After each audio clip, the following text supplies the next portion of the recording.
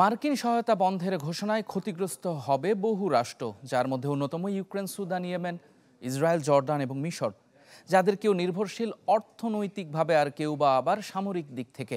Al Jazeera তথ্য মতে 2023 সালও বিশ্বের 180টি দেশে $72 বিলিয়ন সহায়তা দিয়েছে। যুক্তরাষ্ট্র রয়েছে, বাংলাদেশও। সহায়তা বন্ধের ঘোষণায় এরই মধ্যে হাজারের বেশি কর্মী ছাঁটাইয়ের ঘোষণা দিয়েছে আইসিডিডিআরবি।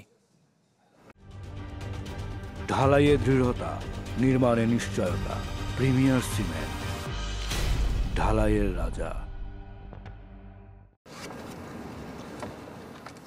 নির্বাচিত হওয়ার পর শুল্ক আরোপের পাশাপাশি বিদেশি সহায়তা কার্যক্রম বন্ধ করেছে প্রেসিডেন্ট ডোনাল্ড ট্রাম্প।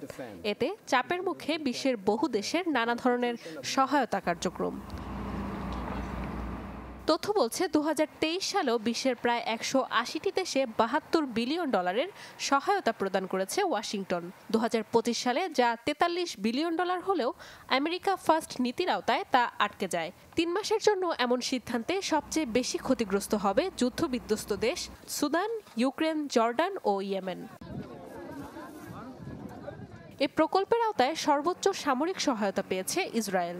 মিত্র দেশগুলোর মধ্যে এই সহায়তার পরিমাণ $8.3 বিলিয়ন, যার অর্ধেকের বেশি ছিল ইসরায়েল ও মিশরে। এমন অবস্থায় হঠাৎই সহায়তা বন্ধের ঘোষণায় বিপাকে দেশগুলো। এছাড়াও ক্ষতিগ্রস্ত হবে স্বাস্থ্যসেবা প্রকল্পগুলো।